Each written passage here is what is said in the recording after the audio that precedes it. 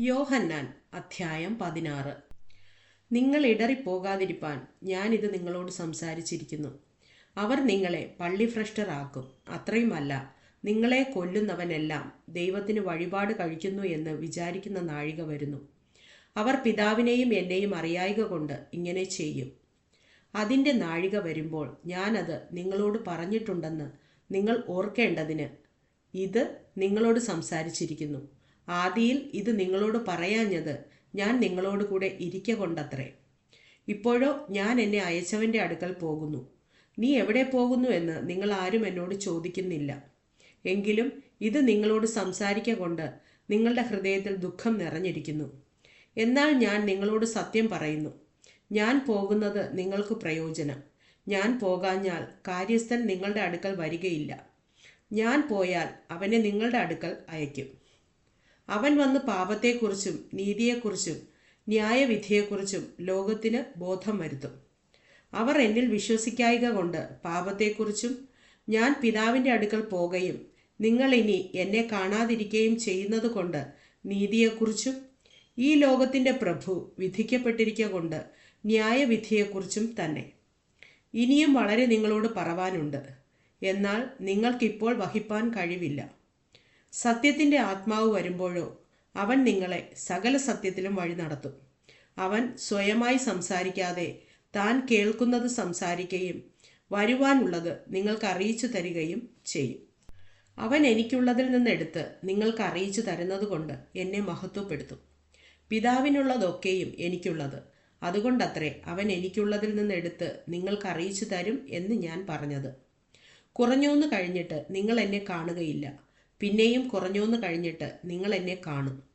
അവൻ്റെ ശിഷ്യന്മാരിൽ ചിലർ, കുറഞ്ഞോന്ന് കഴിഞ്ഞിട്ട് നിങ്ങൾ എന്നെ കാണുകയില്ല, പിന്നെയും കുറഞ്ഞോന്ന് കഴിഞ്ഞിട്ട് നിങ്ങൾ എന്നെ കാണും എന്നും പിതാവിൻ്റെ അടുക്കൽ പോകുന്നു എന്നും അവൻ നമ്മോട് ഈ പറയുന്നത് എന്ത് എന്ന് തമ്മിൽ ചോദിച്ചു. കുറഞ്ഞോന്ന് എന്ന് ഈ പറയുന്നത് എന്താകുന്നു? അവൻ എന്ത് സംസാരിക്കുന്നു എന്ന് നാം അറിയുന്നില്ല എന്നും അവർ പറഞ്ഞു. അവർ തന്നോട് ചോദിപ്പാൻ ആഗ്രഹിക്കുന്നു എന്നറിഞ്ഞ് യേശു അവരോട് പറഞ്ഞത്, കുറഞ്ഞോന്ന് കഴിഞ്ഞിട്ട് എന്നെ കാണുകയില്ല, പിന്നെയും കുറഞ്ഞോന്ന് കഴിഞ്ഞിട്ട് എന്നെ കാണും എന്ന് ഞാൻ പറകയാൽ നിങ്ങൾ തമ്മിൽ ചോദിക്കുന്നുവോ? ആമേൻ ആമേൻ, ഞാൻ നിങ്ങളോട് പറയുന്നു, നിങ്ങൾ കരഞ്ഞു വിലപിക്കും, ലോകമോ സന്തോഷിക്കും. നിങ്ങൾ ദുഃഖിക്കും, എന്നാൽ നിങ്ങളുടെ ദുഃഖം സന്തോഷമായി തീരും. സ്ത്രീ പ്രസവിക്കുമ്പോൾ തൻ്റെ നാഴിക വന്നതുകൊണ്ട് അവൾക്ക് ദുഃഖമുണ്ട്. കുഞ്ഞിനെ പ്രസവിച്ച ശേഷമോ ഒരു മനുഷ്യൻ ലോകത്തിലേക്ക് പിറന്നിരിക്കുന്ന സന്തോഷം നിമിത്തം അവൾ തൻ്റെ കഷ്ടം പിന്നെ ഓർക്കുന്നില്ല. അങ്ങനെ നിങ്ങൾക്കും ഇപ്പോൾ ദുഃഖമുണ്ട്, എങ്കിലും ഞാൻ പിന്നെയും നിങ്ങളെ കാണും. നിങ്ങളുടെ ഹൃദയം സന്തോഷിക്കും. നിങ്ങളുടെ സന്തോഷം ആരും നിങ്ങളിൽ നിന്ന് എടുത്തു കളയുകയില്ല. അന്ന് നിങ്ങൾ എന്നോടൊന്നും ചോദിക്കയില്ല. ആമേൻ ആമേൻ, ഞാൻ നിങ്ങളോട് പറയുന്നു, നിങ്ങൾ പിതാവിനോട് അപേക്ഷിക്കുന്നതൊക്കെയും അവൻ എൻ്റെ നാമത്തിൽ നിങ്ങൾക്ക് തരും.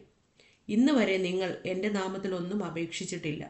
അപേക്ഷിപ്പിൻ, എന്നാൽ നിങ്ങളുടെ സന്തോഷം പൂർണ്ണമാകും വണ്ണം നിങ്ങൾക്ക് ലഭിക്കും.